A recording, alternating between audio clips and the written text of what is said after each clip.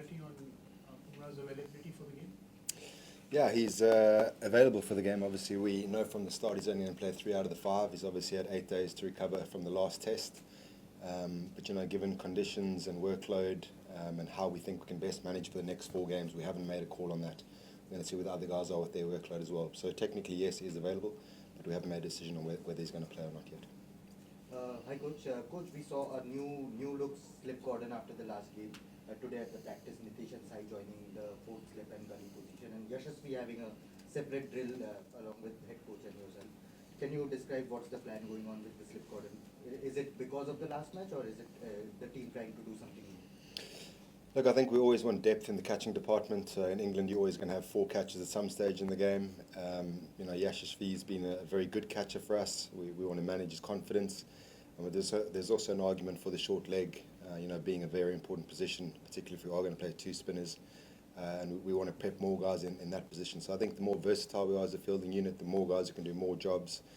And maybe just give Jasprit a break from catching in the gully for a little while. His hands are quite sore. We want to get his confidence back up. Ryan, can you tell about the wicket? You guys have a long chat about it. And the second part of it is that, are you surprised? Because KL said in the first match press conference that at the very last part of the test match, he think that, yes, we are playing in England. Before that, it was, weather-wise quite subcontinent kind of conditions. So can you talk about it? Are you surprised the kind of wickets, the kind of weather here, and the kind of assistance the bowlers are getting from the wicket? I don't think the cleverest people in the world can tell you about the weather in England. It's very, very varied. But obviously the summers can be hot here, and the last 4 or 5 weeks has been incredibly hot. Also think England's style, the way they have played, it suits them to play on good wickets. So I'm not surprised that the wickets have been good so far. That surface there looks quite dry underneath. Looks like it's going to play well. It's got 11 mils on at the moment. But I see what Cal means. You come to England, you expect the ball to swing and seam all over the show. But that hasn't been the case in county cricket as well. The batch of balls is very dependent on how much the wicket does as well. And you look, that Headingley wicket was a very good wicket. They got better and better, and we kind of assuming the same from what we've seen at the first look of this wicket. And just one day to the game, you said that you haven't made up your mind yet as a group with regards to Bumrah. But how close or far is he from the game, and if there are any hindrances on that front? Like, what's the discussion like with regards to Bumrah? Is the body not in the shape you want it to be, or do you want him to be preserved for probably the Lord's game? And second, is there a case for Kuldeep, considering how hot it is here and how the county games have been in build up to the test? Yeah, so with Bumrah, he is ready to play. So like I said in the very first question, it's how we manage these 4 tests. So if we feel like there's value in playing him in this test, we'll make that call at the very last minute. But I'm talking about whether how the pitch is going to play. Are we better off holding him back for Lords and maybe Manchester or the Oval? So it's all those factors. But you've seen him train yesterday. He trained a little bit today. It's not like he's not fit to play. It's just trying to fit those puzzle pieces to get the most out of him, out of what we know we do have from him. And your question about Kuldeep, we'd love to get him into the team. Playing 2 all-rounders in the last game, we were desperate. It would have been nice to have a spin in the last game. Also, we're trying to make the best assessment of what we see in front of us. So we know we're going to need 3 seamers in this game, and it's just how you manage that 6, 7, 8 role. The guys are going to play that role, and whether we can fit Kuldeep in now or again save him for later in the series, where if the weather stays like this, it should turn somewhere along the line.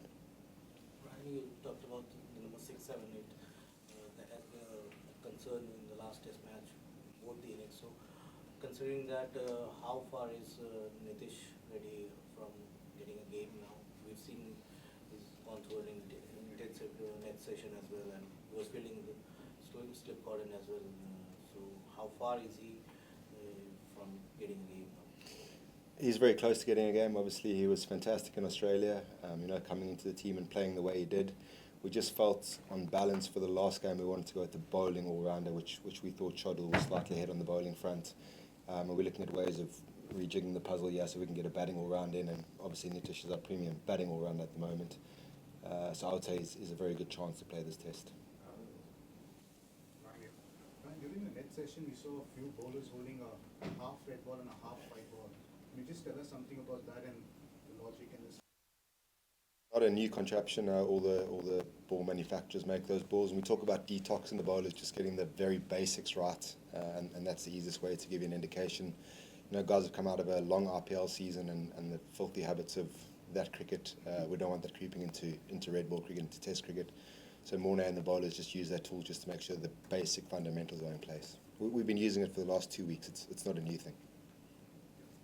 As disappointing as the defeat in the last game was, how important is it to not make the knee-jerk reactions and just keep the play that the team is starting?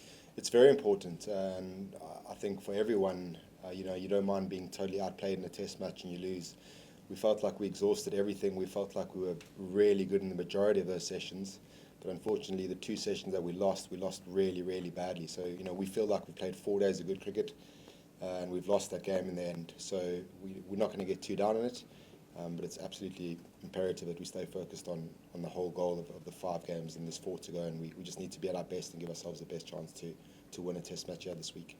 Ryan, ever since the start of Australia tour, given you all don't have a proper seam bowling all-rounder, you have kind of juggled batting depth as against trying to go for 20 wickets. Is it like after the last test, wickets still fell in the lower order? How close are you, or have you discussed just going in with 4 tail-enders and just going all out for 20 wickets? We have, and when you're 430 for 3, it's absolutely fine. But when you're 200 for 5, it's a very different ball game. So in terms of managing the strategy there, we're looking at each bowler individually, feeling what we feel they can get wickets wise, and then it's just trying to balance up and trying to calculate as best you can what the best chance of getting into the Test match. But like you say, you need 20 wickets. So the attacking party is obviously finding someone who can get wickets as well, and we're grappling with that. We don't stop talking about that. We're trying to figure it out. Last few. Ryan, you must have had a look at the wicket. What's the wicket like? And is there a possibility to play 2 spinners on this track? Yeah, it's a great question. There's a very strong chance of playing 2 spinners. It's just which 2 we play, and that goes back to the previous question about juggling the batting depth. All 3 spinners are bowling very nicely. Washi's batting very nicely. So it's just which combination do we go with, the all-rounder spinner or the out-and-out spinner? And obviously you have to play the bowling all-rounder again. So there's so many different variables. The wicket's got 11 mils on at the moment, 11 or 12, I can't remember which of the 2, but it's quite grassy and patchy. It's quite dry underneath. But there's also rain forecast for Wednesday. So again, trying to weigh up the 2 options of how we want to go attacking-wise. But I'm pretty sure 2 spinners will play in this test. Last 2. Ryan, 1-1, anything is possible.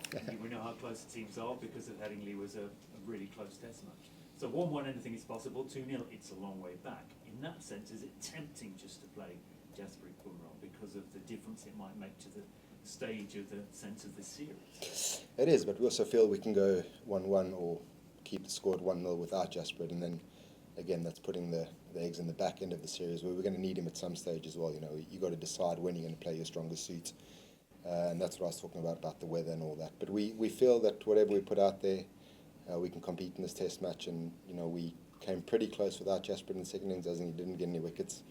But you can't win the Test series with just one bowler in any case, and the bowlers are very well aware of that. They need to chip in with wickets. So, sorry, I can't give you a more firm answer. But yeah, we'll work out in the next 40 or 24 hours how we're going to manage Jasprit. Final question. All right.